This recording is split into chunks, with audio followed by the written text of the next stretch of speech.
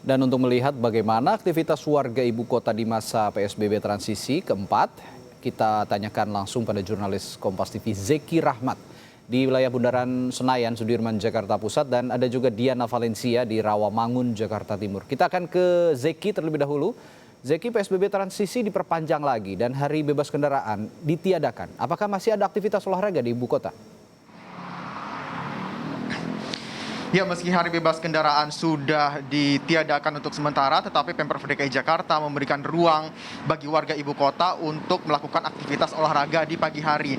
Pagi tadi ada 2 ruas jalan Jenderal Sudirman hingga ke MH Tamrin yang dibuka untuk warga ibu kota yang ingin melakukan aktivitas olahraga bersepeda.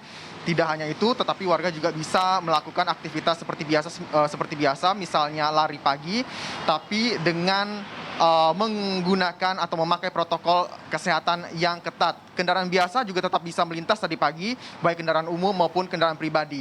Ada patroli dari Satpol PP dan juga kepolisian di sepanjang Sudirman hingga Tamrin yang akan membubarkan kerumunan warga. Jika ada kerumunan pagi tadi, walaupun tetap ada beberapa, dan beberapa warga juga masih walaupun sudah cukup aware atau peduli dengan kesehatannya dengan menggunakan masker, tetapi 1, 2, 3 masih ada warga yang tidak menggunakan masker. Tadi pun sempat ada kepolisian membubarkan kerumunan karena walaupun cuma berfoto-foto di pinggir Jalan Sudirman, tetapi juga dilarang oleh pihak kepolisian. Kita dengarkan apa pernyataan dari Kapolres Metro Jakarta Pusat, Kombes Heru Novianto. Kita memfasilitasi mereka dengan membagi jalur yaitu sebelah kiri sepeda dan pejalan kaki, terutama trotoar, kemudian sebelah kanannya untuk kendaraan bermotor. Ini tadi cukup ramai di jam 7.30 sampai 8.00, itu cukup ramai sekali tadi.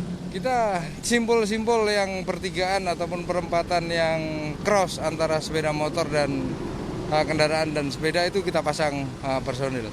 Begitu juga dengan lingkaran sini. Kita selalu menghimbau untuk masyarakat tidak berhenti, bergerombol, tetap kita alirkan. Iya, meski sudah diberikan fasilitas berolahraga minggu pagi, tidak menutup kemungkinan kegiatan minggu pagi ini akan dievaluasi oleh Pemprov DKI Jakarta jika ditemukan ada klaster baru atau penyebaran COVID-19 di kegiatan hari minggu pagi. Jadi Anda warga Jakarta, patuhilah protokol kesehatan. Radi, kembali ke Anda.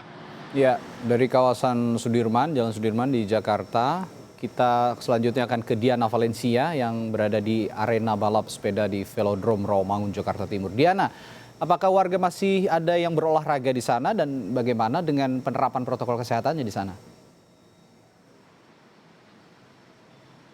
Selamat siang dan selamat berakhir pekan untuk Radi dan juga pemirsa Kompas TV. Kalau untuk situasi terkini, sudah tidak ada lagi masyarakat yang berolahraga di sekitar kawasan Jakarta International Velodrome, Rawamangun, Jakarta Timur. Karena sejak tanggal 1 Juli, kawasan ini sudah dibuka secara terbatas. Artinya ada pembatasan jam operasional, yakni hanya dibuka pada pukul 5 pagi sampai dengan pukul 9 pagi, kemudian ditutup sampai dengan dibuka kembali pada pukul 3 sore sampai dengan pukul 7 malam. Ini artinya masyarakat yang beraktivitas di atas jam 9 pagi nantinya akan diminta untuk meninggalkan kawasan velodrome. Tadi Anda juga sempat bertanya soal penerapan protokol kesehatan di sini.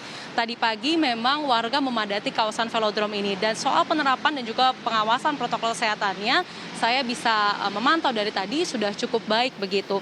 Tapi yang patut jadi catatan adalah karena Car Free Day ataupun hari bebas kendaraan bermotor ini sudah ditiadakan, maka masyarakat yang datang ke kawasan velodrome ini juga semakin ramai begitu, sehingga perlu diintensifikasikan begitu soal pengawasan dan juga penerapan protokol kesehatannya. Tadi memang sudah cukup baik, sudah ada petugas keamanan yang mengawasi dari awal antre sampai dengan masuk, harus diarahkan terlebih dahulu untuk mencuci tangan ataupun menggunakan hand sanitizer.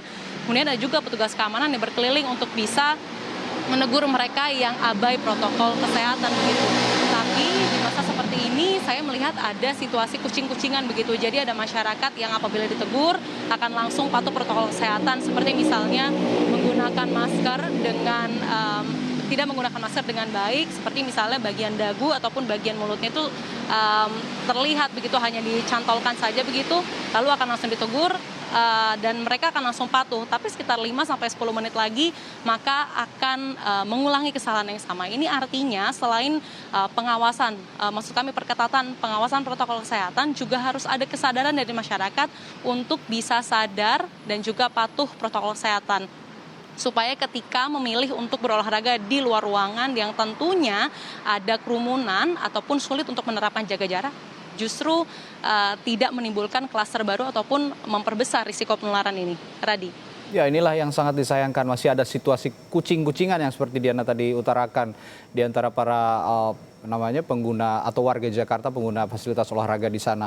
Karena protokol kesehatan sendiri menjadi kunci untuk mencegah penularan virus corona di kemudian hari. Terima kasih Diana Valencia melaporkan langsung dari Velodrome di Rawamangun, Jakarta Timur. Dan sebelumnya ada Zeki Rahmat dari kawasan Jalan Sudirman di Jakarta Pusat. Terima kasih.